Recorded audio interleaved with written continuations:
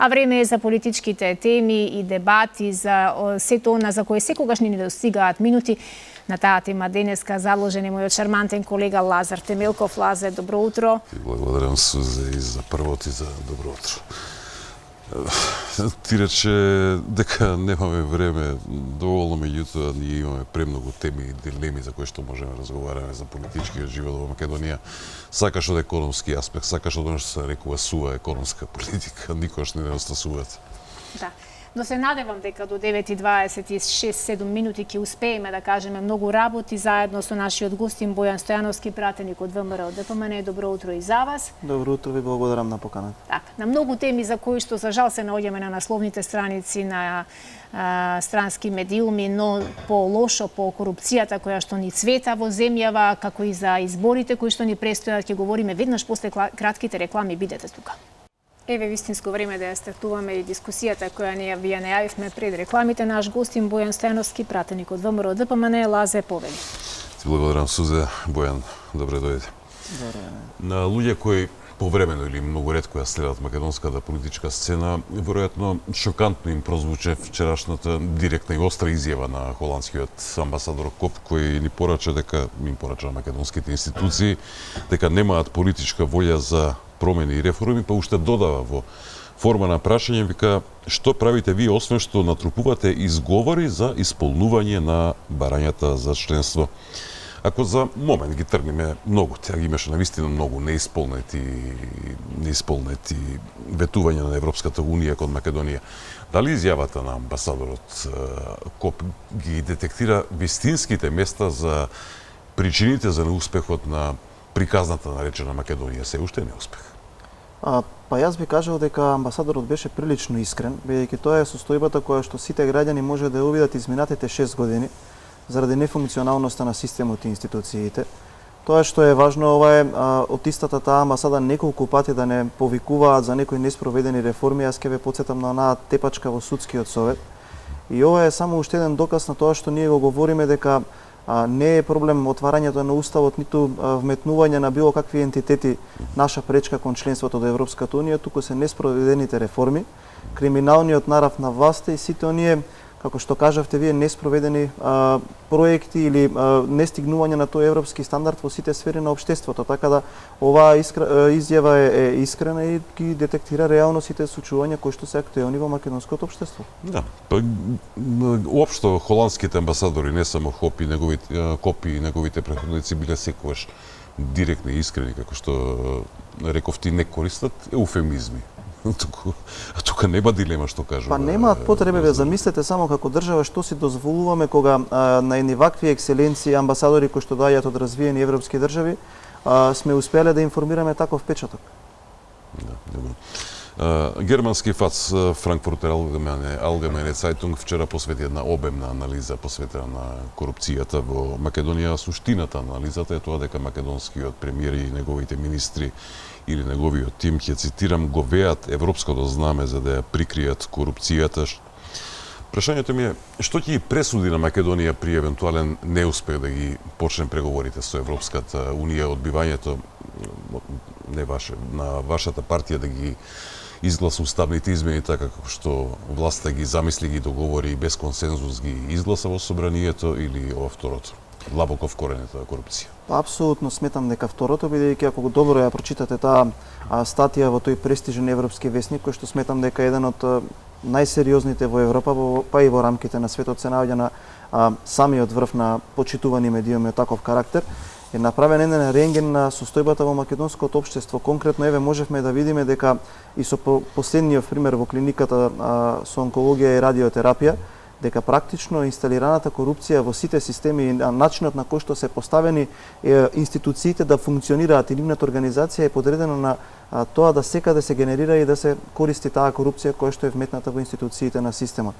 Апсолутно добро е забележено таму, бидејќи еве одговорно тврдам од тука, како некој кој што може одблиско да ги следи тие закони, не постои закон кој што во собранието е поднесен со европско знаменце, а кој што не е созаден за да генерира корупција. Тоа е многу загрижувачки.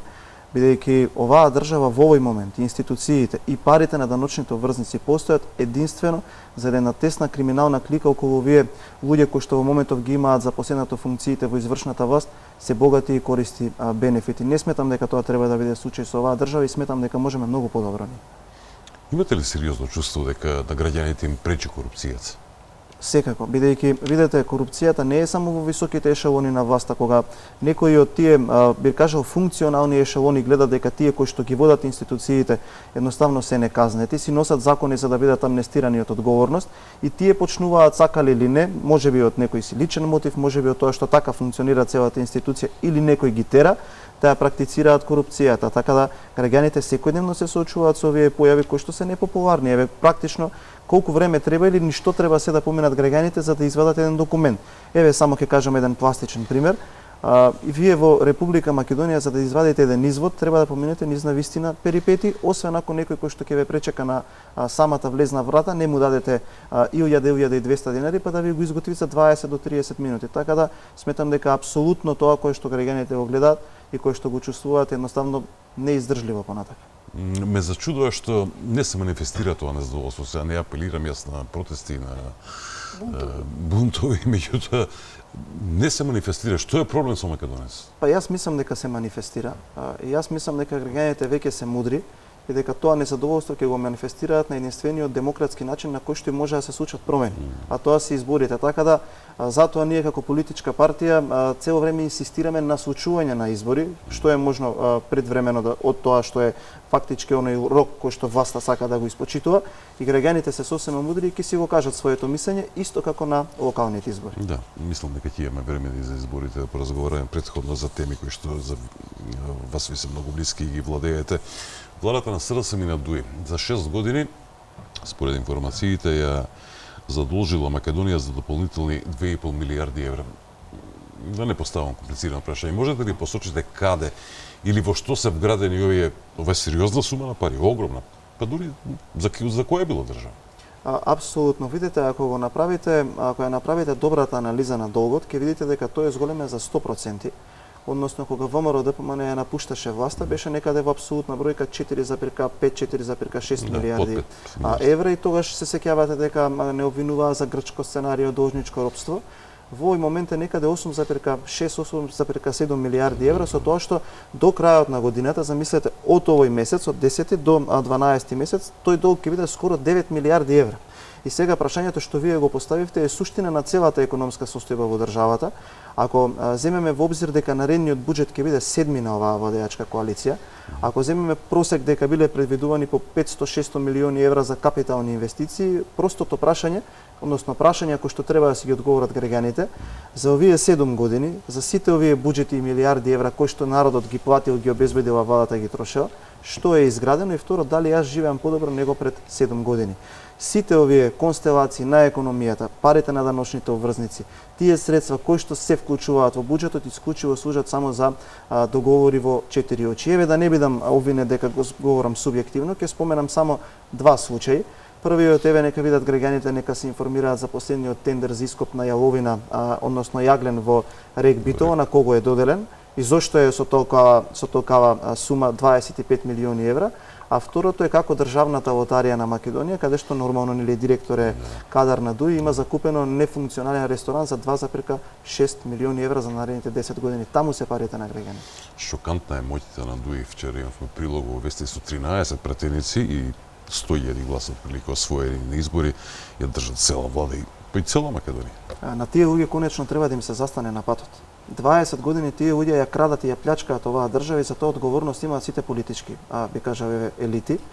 И конечно е дојдено времето тие луѓе да ги испратиме во опозиција и не само во опозиција, туку и пред правосудните органи кои што ќе бидат реформирани и кои што ќе им судат луѓе кои што знаат што прават таму каде што се поставени и кои што ќе судат по словото на законот, а не обвинители на кои што шоферите на Али Ахмети му седат на глава и кои што ќе ги амнестираат за вакви одговорности кои што веќе преминуваат и во стотици милиони евра. Видете го скандалот со делниците 10Д и коридорот 8. Видете ги сите оние скандали со државната видеолотарија со законот за игри за среќа.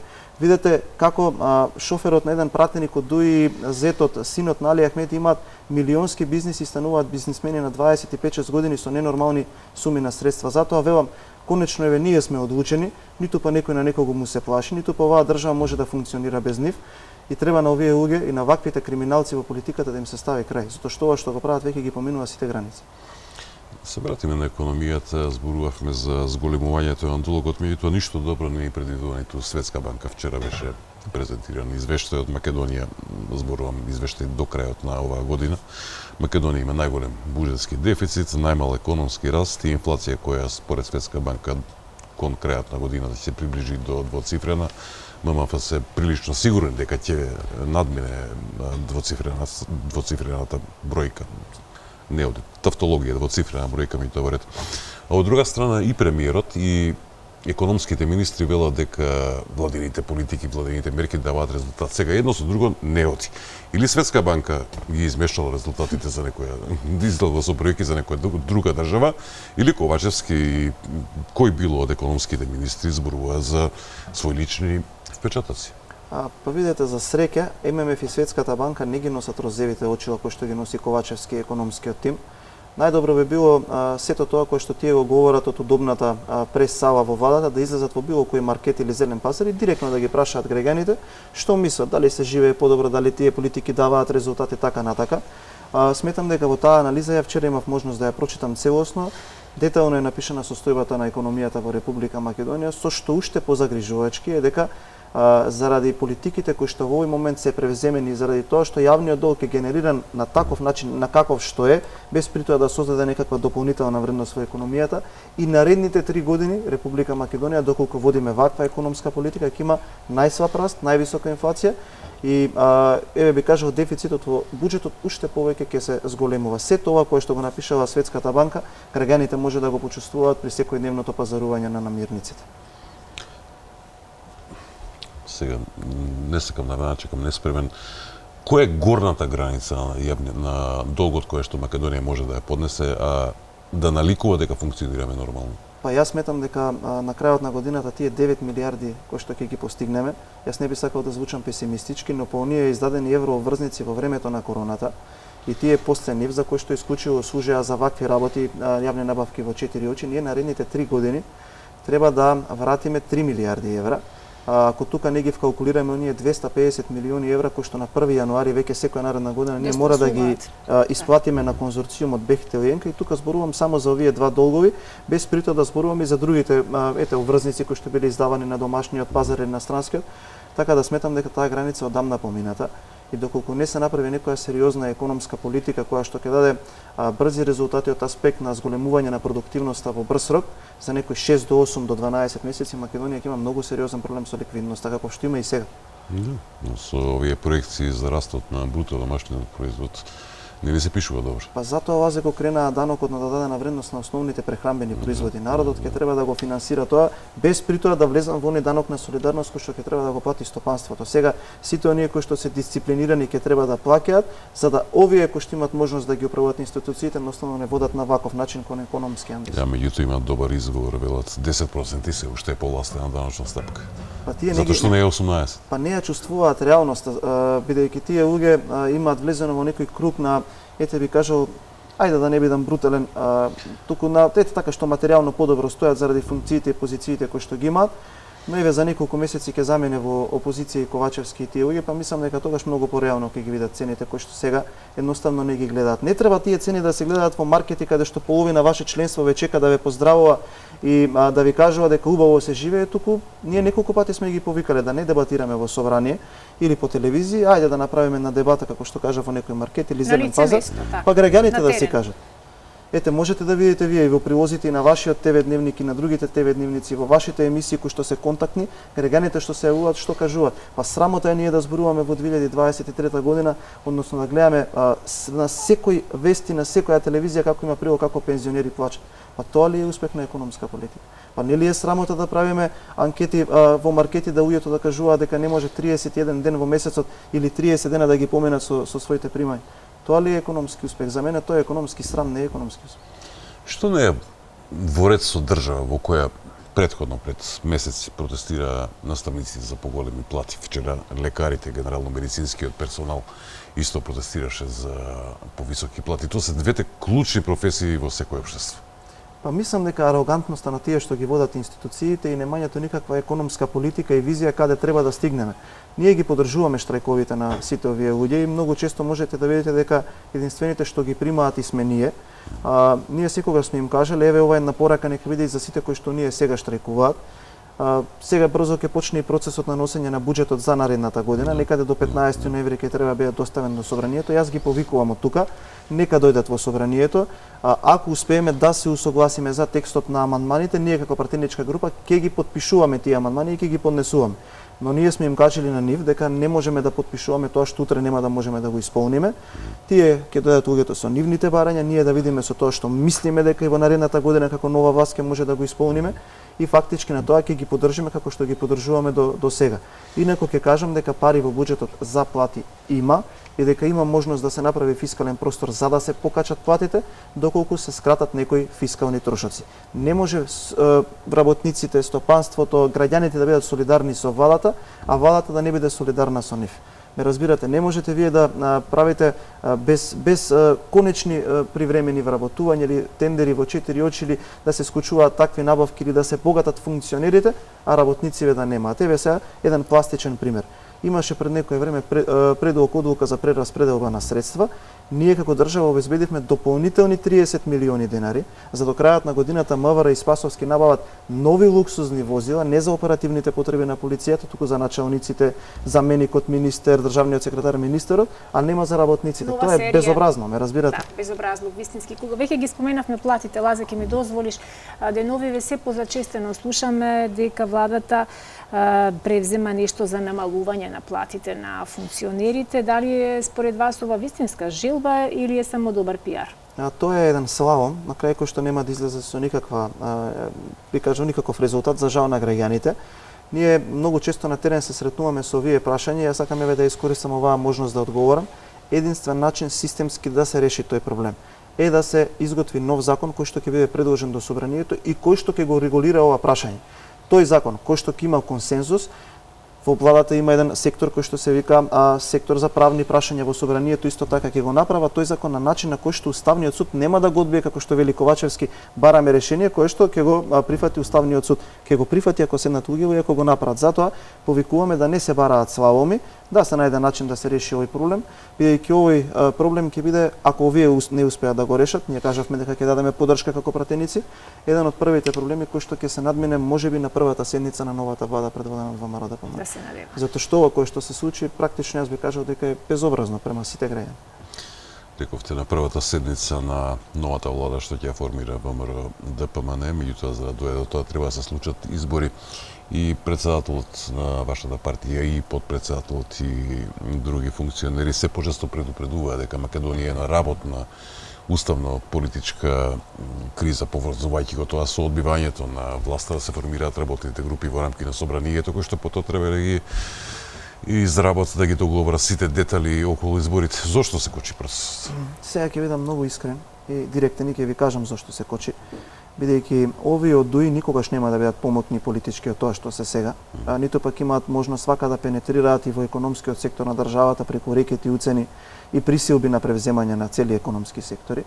Овие од СДСМ потонати до гуша во криминал ги слушаат и најверојатно топло им е во скутот на овие од мала речица, додека другиве политички актери се апсолутно елиминирани и беззначајни, бидејќи така одбрале и самите да се однесуваат. Уставната криза ќе настане во првиот момент, бидејќи видите, најмногу на ВМРО ДПМН би му одговарало да се одвоени тие избори, и претседателските и парламентарните. Што ќе се случи? ВМРО ДПМН во првиот круг ќе има огромна предност пред СДСМ. Тоа ќе значи дека до вториот круг ќе настане демотивација и кај овие од СДСМ и кај она гласачко тело кое што на некој начин тој може да влијае.